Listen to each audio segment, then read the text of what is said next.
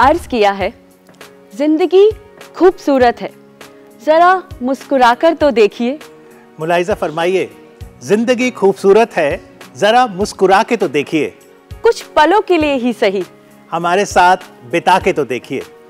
नमस्कार and welcome to the programme Indradhanush the colours of life.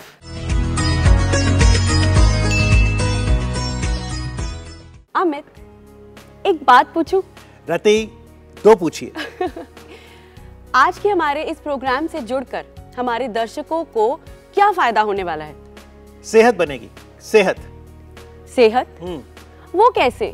ओ छोरी, तेरे पल्ले कोई बात, आराम से पड़ी है के। देखो, हमारे इस कार्यक्रम में गीत संगीत है। हाँ। अलग अलग प्रांतों की माटी की महक है। फिटनेस मंत्रा। हाँ। हास्य रंग है। ओ, तो ये जिंदगी के सारे रंग मिलकर हमारा मनोरंजन तो करेंगे ही और साथ के साथ हमारी सेहत भी बनाएंगे। बिल्कुल ठीक, और बहुत जरूरी है कि हम अपनी सेहत के प्रति जागरूक हों। खासतौर पे कोरोना काल है, तो आप अपनी सुरक्षा का ध्यान रखें और सरकार द्वारा दिए गए सभी दिशा निर्देशों का पालन अवश्य करें। जैसे कि सोशल डिस्टेंसिंग का पालन कीजिए, साबुन से हाथ धोते रहिए और बहुत जरूरी बात, वैक्सीनेशन जरूर लगवाइए। तो आइए कार्यक्रम का आगाज करते हैं और सबसे पहले प्रस्तुत करते हैं ब्रज भूमि के रंग, राधा कृष्ण की ये लीलाएं जिन्हें बखूबी प्रदर्शित किया जा रहा है और जिन्हें परफॉर्म कर रहे हैं शालिनी शर्मा और उनके साथी कलाकार।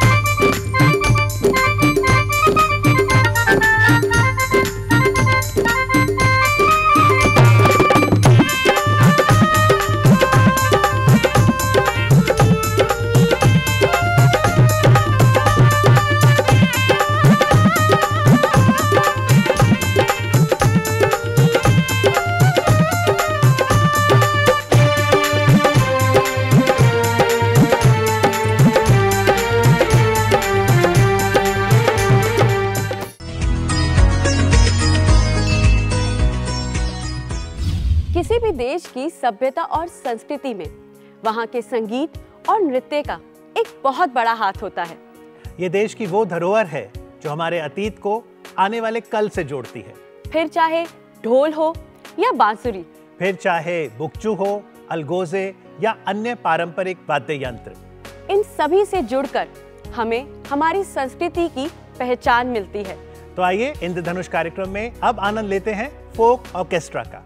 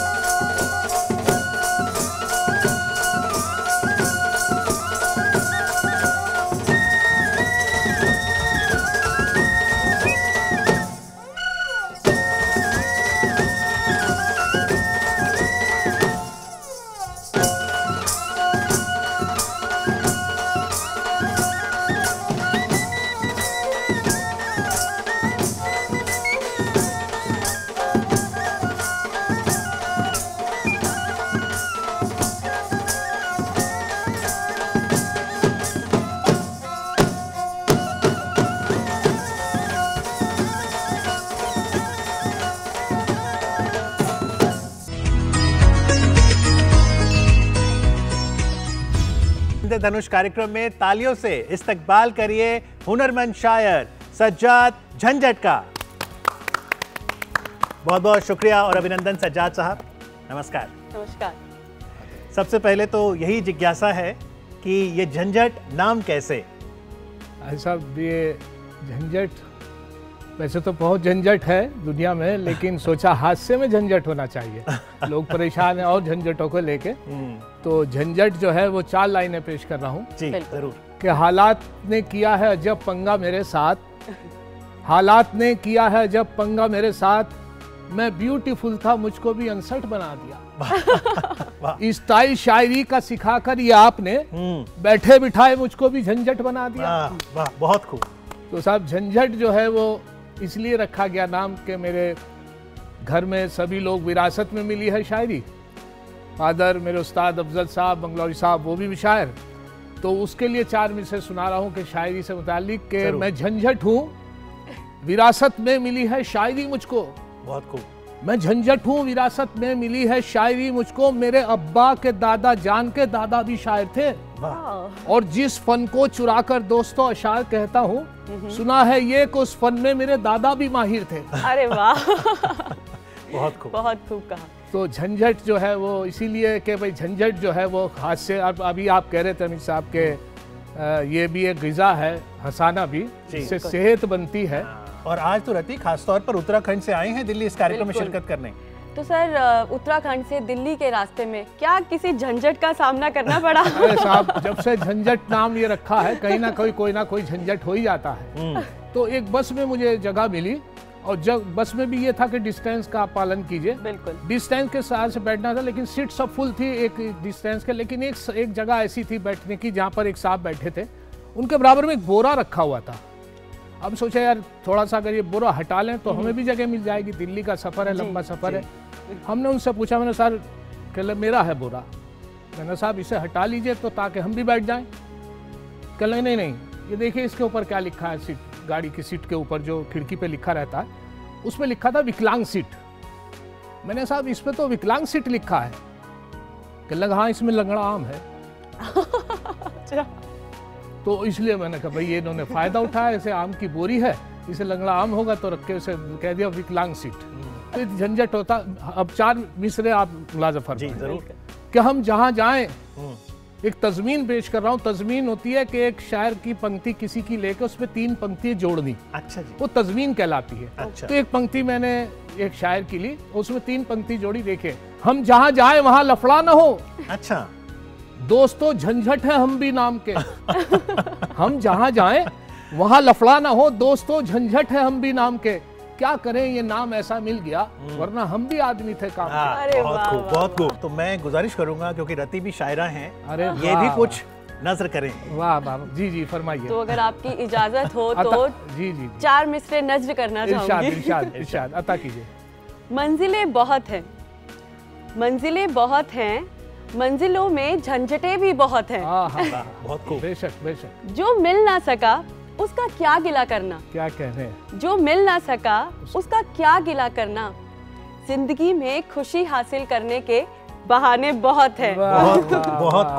बहुत शुक्रिया। ये तो मुशायरा बन गया है जहाँ पर शेर व शायरी का बहुत ही आनंद आ रहा है। तो हम ये सिलसिला जारी रखेंगे, लेकिन फिलहाल इंद्रधनुष कार्यक्रम में हम आपको दिखाते हैं अवध के रंग, जहाँ पर लोक गीत संगीत प्रस्तुत कर रही हैं संजोली पांडे।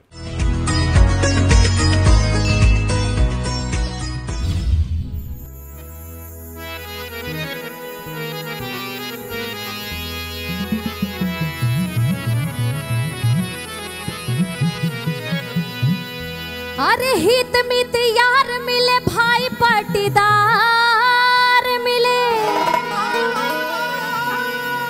कि बिन पेदी के लोटा जैसन हर कौनो न यार मिले,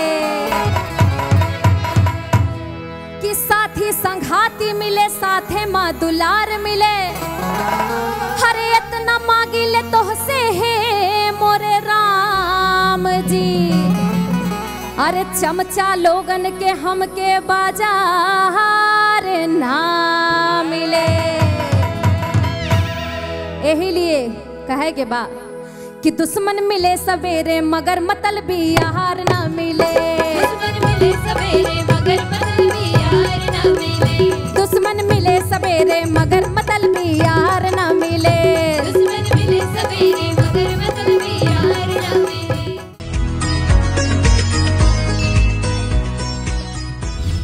और अब हमारा फिटनेस मंत्रा सेगमेंट। और याद रखिएगा, दवाई, सफाई और कड़ाई मिलकर जीतेंगे कोरोना से लड़ाई।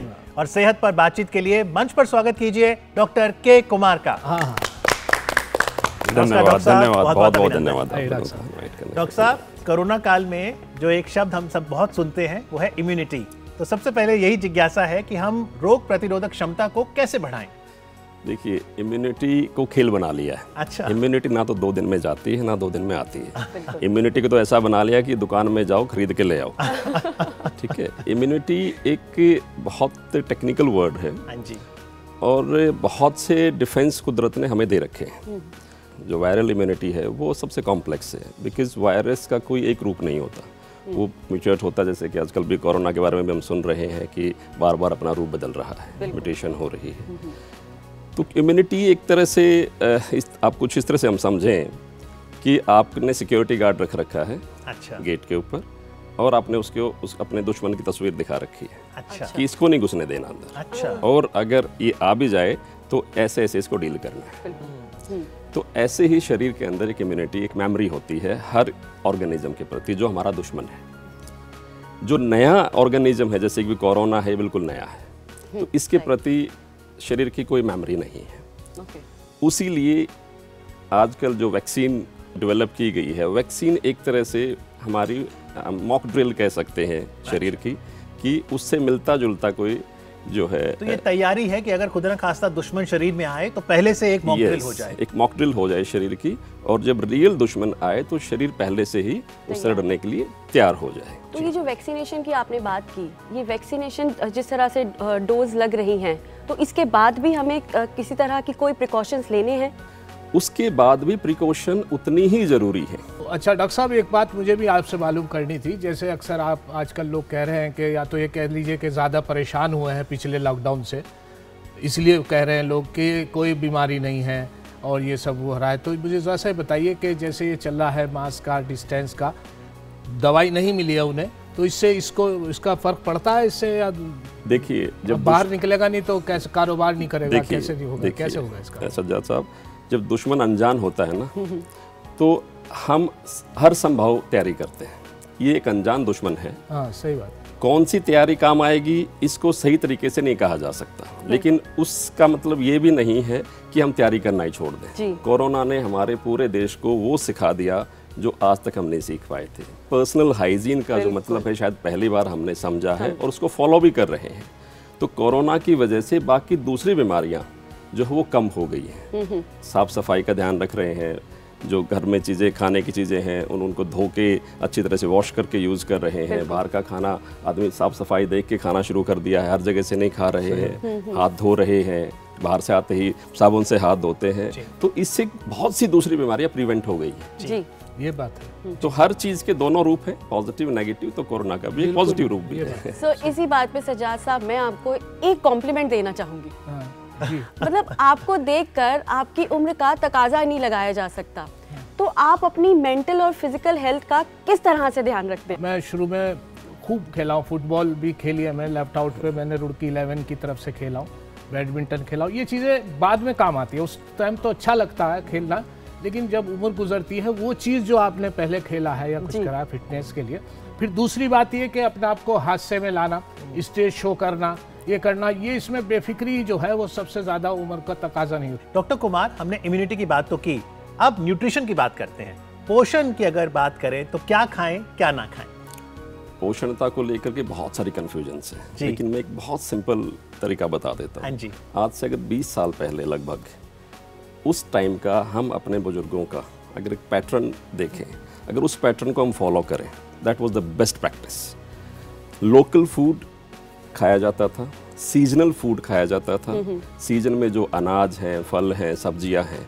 आजकल ग्लोबलाइजेशन का सबसे ज़्यादा नुकसान जो है वो डाइट को लेकर के हुआ है। अमेरिका की डाइट हम यहाँ खा रहे हैं। देखिए अमेरिका की डाइट में कोई इश्यूज़ नहीं है, लेकिन वो वहाँ की डेमोग्राफी के हिसाब से तो अच्छी है, वहाँ के मौसम के हिसाब से, वहाँ की डेमोग्राफी के हिसाब से, लेकिन वो हमारे लिए अच्छी नहीं। अच्छा, तो न्यूट्रिशन में बेसिक है लोकलाइजेशंस। सो सेहत को लेकर, न्यूट्रिशन को लेकर भी यही चीज़ है। हम किसी को बताते हैं ये खाइए, सबको सब कुछ पता है क्या खाना चाहिए, लेकिन खा नहीं पाते। इसी चीज़ को लेकर के मेरे मन में एक जिज्ञासा हुई कि लोगों को पता होते हुए भी लोग क्यों नहीं खा पाते जी। सो मैं एक ऐसे ही, मेरी एक कोई पेशेंट थी, उनको बहुत ज़्यादा फ़र्क नहीं पड़ रहा था हमारी बताई गई बातों का। एक दिन मैंने कहा कि चलो आप कभी चाय पे इनवाइट करो, तो मैं उनके घर चला गया। अच्छा, सी कि क्या, मेरे अंदर भी जिज्ञासा थी कि ऐसा क्यों होता है। तो घर पे गया उनके, मैंने कहा कि आपका घर देख लूँ मैं। तो मैं घर पे गया, डाइनिंग टेबल पे 4-5 तरह की नमकीन रखी हुई थी। मैंने फ्रिज खोलने की गुस्ताखी की, वहाँ पर कोल्ड ड्रिंक और जितने पैक्ड जूस ये सब रखे हुए थे।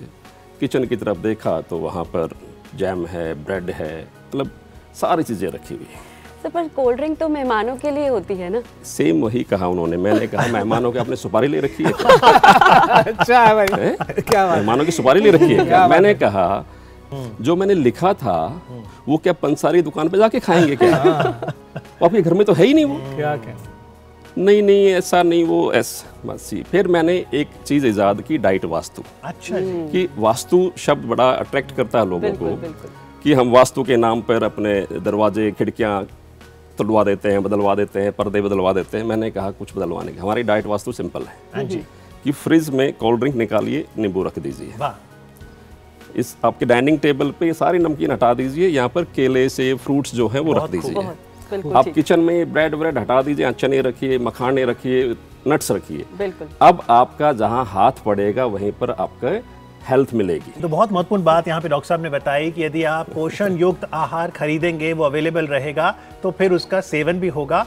और लोकलाइजेशन पर हम बल दें। बहुत ही मधुर वाणी में, चाहे सज्जाद साहब हों या डॉक्टर कुमार, इन्होंने हमें बताया कि हम हेल्थ कैसे पा सकते हैं। तो इसी बात पे कबीर जी की सिर्फ 2 लाइनें बोलूंगी, बाकी आप पूरी कीजिएगा। जी जरूर। मीठी वाणी बोलिए, मन का आपा खोए। मीठी वाणी बोलिए, मन का आपा खोए, औरन को शीतल करे, आपहु शीतल होए। बिल्कुल। और कबीर जी की जब बात हुई है, तो आइए इंद्रधनुष कार्यक्रम में अब आपको सुनवाते हैं प्रसिद्ध अंतर्राष्ट्रीय कबीर भजन गायक कालूराम बामणिया जी को, जो कि मध्य प्रदेश के मालवा क्षेत्र के देवास जिले से हैं।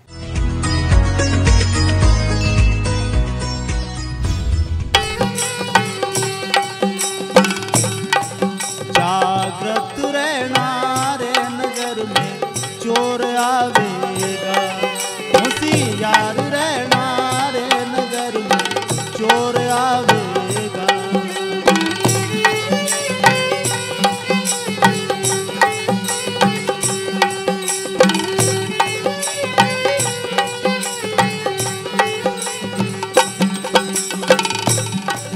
अरे चोर आवेगा रे एक दिन,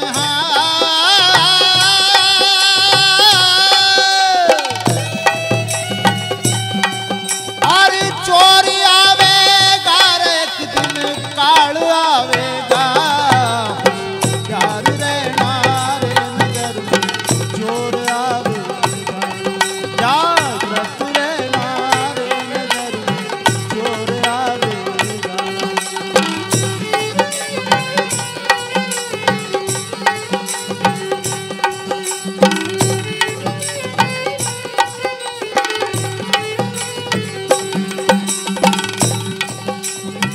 तीर तोप तलवार न बरसी, ना बंदूक चलावेगा, तीर तोप तलवार न बरसी, ना बंदूक चलावेगा।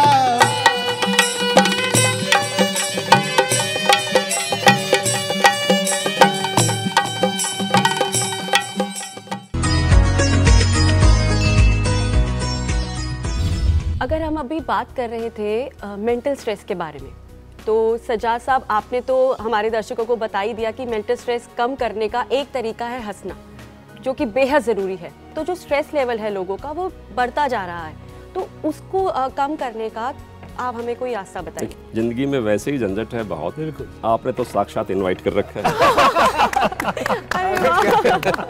तो सिंपल दो चीजें हैं कि एक तो सोशली एक्टिव रहे हैं। अच्छा। सोशली आप घर में 4 लोग हैं जो कभी नहीं मिलते थे, हाँ जी, एटलीस्ट उसको सोसाइटी बना लें, यूज दैट टाइम। ठीक है, हम घर में बैठ के इससे अच्छा कि मिस करें, पार्टीज को मिस करें, हैव पार्टी एट होम। आपके 4 लोग तो हैं, 5 लोग हैं जो घर के लोग हैं, उनके साथ बैठे, क्वालिटी टाइम बिताएं, उनको मेमोरी बनाएं, क्योंकि ये एक नई मेमोरीज है। ठीक है, योगा प्रैक्टिसेस हैं, थोड़ा उसके लिए टाइम निकालें, अपना शेड्यूल ठीक रखें। सबसे ज़्यादा गड़बड़ हुई है लोगों के स्ट्रेस लेवल में जो इजाफा हुआ है वो अनशेड्यूल्ड लाइफ हो गई है, क्योंकि कहीं जाना नहीं है तो उठने का कोई प्रेशर नहीं है, सोने का कोई प्रेशर नहीं है, सुबह से शाम तक मोबाइल टीवी पे। तो इस वजह से बहुत से जो hormonal changes, chemical changes body के अंदर, जो स्ट्रेस हार्मोन्स वगैरह वो बहुत बढ़ गए जी, बिल्कुल। उस वजह से बहुत से हेल्थ इश्यूज आ रहे हैं। तो सज्जाद साहब, मैं चाहूँगा खासतौर पे जो बच्चे हैं, जो युवा हैं, उनके लिए आप कुछ पेश करें, क्योंकि जो शेड्यूल अब नया बना है उसमें वो जो पढ़ाई है ऑनलाइन हो गई है, बिल्कुल बिल्कुल, सब कुछ कंप्यूटर के आगे, हाँ। पार्क में खेलना कम हो गया है, तो उनके लिए, बचपन के लिए, बच्चों के लिए क्या कहेंगे? बच्चों का तो ये हो गया है साहब कि बच्चे भी उब गए हैं वैसे तो। अब पहले बच्चों का तो ये था कि मैंने एक बच्चे से, जब स्कूल खुलते थे तो बच्चे बड़ी मुश्किल हो जाता था भेजना। उसी तरीके से मैं मेहमानदारी में गया तो इस बच्चे से पूछा, मैंने कहा बेटे कौन से स्कूल में जाते हो? वो एकदम बोला जाते हो, भेजते हैं। तो ये उस टाइम की बात थी। हालात ये हो गए कि साहब घर पर रह के उसकी जनरल नॉलेज तो बढ़ गई, लेकिन वो क्वालिफिकेशन जो उसकी टीचर से मिलनी चाहिए थी वो कम हो गई। अब मैं जैसे बच्चे से पूछा, मैंने एक मेहमानदारी में बच्चे से उसकी जनरल नॉलेज देखने के लिए मैंने कहा बेटे शेर जो है अंडा देता है या बच्चा? बच्चे ने फौरन जवाब दिया, जी शेर तो जंगल का राजा है, उसकी मर्जी अंडा दे बच्चा क्या? ये क्या बात पूछी आपने? तो ये अच्छा, एक और बच्चा, काफी बच्चे थे वहाँ, उसको बुलाया मैंने, यार ये इससे बात करेंगे तो शैतान बच्चा है। दूसरे से मैं बुला के मुखातिब हुआ, मैंने बेटे ये बताओ कि कहाँ पैदा हुए थे? अब बच्चा अंग्रेज टाइप था तो उसने एकदम बताया चेकोस्लोवाकिया में। अच्छा। मैंने बेटे स्पेलिंग बताओ। अच्छा। हाँ। कहला फिर तो गोवा में हूँ। और ये बताइए, आप आगे चल के तो इतने उम्दा शायर बने, तो जो शायर बनता है वो बचपन में बहुत अच्छा होता है पढ़ाई लिखाई में? आपका बचपन कैसा था? वो झंझटी बनेंगे। वो जिन्होंने जवाब दिया वो झंझटी बनेंगे। हाँ, और वो एक बच्चे ने तो ये जवाब दिया डॉक्टर साहब कि मैंने उससे पूछा, मैंने बेटे अंडे में से बच्चा कैसे निकलता है? वो कहने लगे जी फिक्र इस बात की करो घुसता कैसे है। इससे पहले डॉक्टर साहब हम आपको अलविदा कहें, चलते चलते आप हमें कोई शेर सुना सकते हैं? बिल्कुल। अगर रखनी है अपने चेहरे पे स्माइल, क्या बात है, अगर रखनी है अपने चेहरे पे स्माइल, हाँ। तो मेरे भाई बदलिए अपना लाइफस्टाइल। अरे क्या कहने, क्या बहुत बहुत शुक्रिया डॉक्टर साहब। तो डॉक्टर कुमार को बाय बाय करने के साथ ही एक और कलाकार को हेलो करने का वक्त है। एक और कलाकार, वो कौन? रति, आया तेरे दर पे दीवाना। मोहम्मद वकील, वीर ज़ारा। अरे बिल्कुल सही। मुझे तो उनकी गायकी बेहद पसंद है। बहुत से लोगों को पसंद है। टीवी पे पहले उन्होंने अपनी पहचान बनाई और फिर वीर ज़ारा जैसी फिल्मों में भी उन्होंने शानदार काम किया है। तो आइए इंद्रधनुष कार्यक्रम में गायकी का आनंद लेते हैं मोहम्मद वकील साहब के।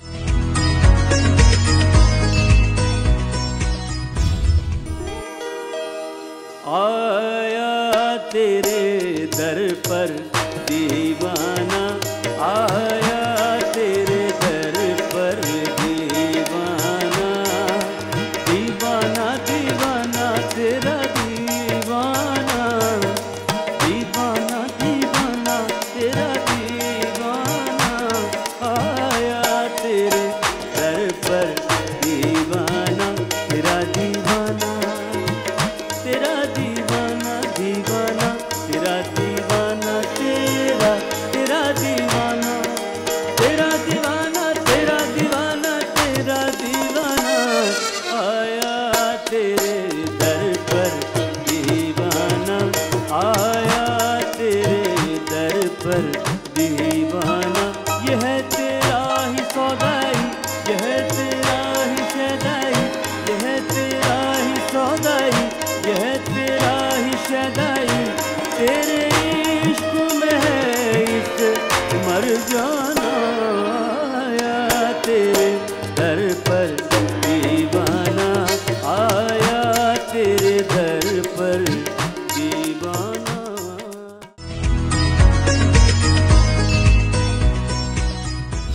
अर्ज किया है, जरूरी नहीं कि सजदे में खुदा का नाम आए, जरूरी नहीं कि सजदे में खुदा का नाम आए, जिंदगी खुदे की इबादत है अगर किसी के काम आए। क्या बात है अमित, तुम भी शेरो शायरी करना शुरू हो गए। शुक्रिया। अरे वाह। तो चलते चलते जब आप ये करते हैं व्यंग, कोई बुरा भी मान जाए तो फिर क्या कहते हैं आप? व्यंग का ऐसा है कि यूं नहीं लगता कि हर आदमी किसी ना किसी चीज से जुड़ा हुआ होता है। कोई एंजॉय करता है, कोई बुरा मानता है, तो फिर वो कहता है कि नहीं मजा तो आ गया लेकिन थोड़ा सा बुरा भी लगा। बहुत बहुत शुक्रिया आपका। शायर जो है वो समाज का आईना होता है और आपकी बातों में हमें वही तस्वीर दिख रही है।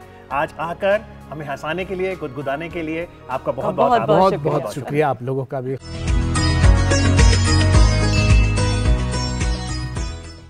तो ये तो थे इंद्रधनुष कार्यक्रम में जिंदगी के अलग अलग रंग, यानी कि द कलर्स ऑफ लाइफ।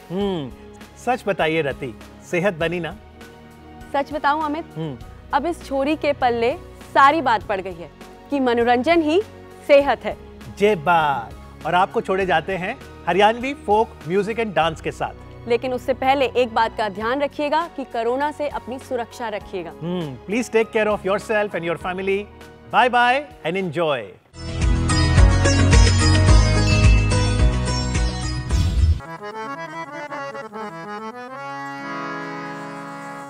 ना दिल में घबराइए हो, प्यासी माँ ऊपर जाइए। ना दिल में घबराइए, प्यासी माँ ऊपर जाइए। मेरे मन में हुई समाई, ना तन पे दुखड़ा ठाइए। तन दूंगी नहीं उल्हाना, माटी का फर्ज निभाना। तू अपना फर्ज निभाइए और जंग जीत के आइए। तू अपना फर्ज निभाइए और जंग जीत के आइए। तू अपना फर्ज निभाइए और जंग जीत के आइए। छैल गाबरू गया फौज में, वो जंग जीत के आवे। हो जमन की, हो जमन की, हो जमन की पूरी है जब आके लाड लड़ावे। हो जमन की पूरी है जब आके लाड लड़ावे।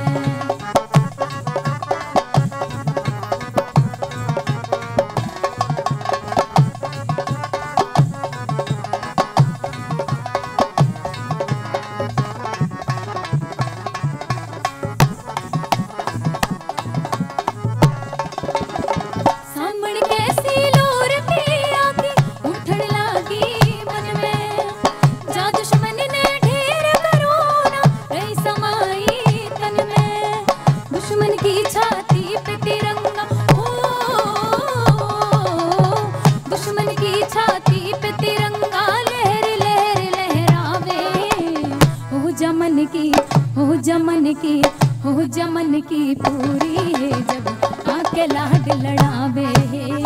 हो जमन की पूरी है जब आके लाड लड़ावे। हो जमन की पूरी है जब आके लाड लड़ावे। इस मानस भोला याना,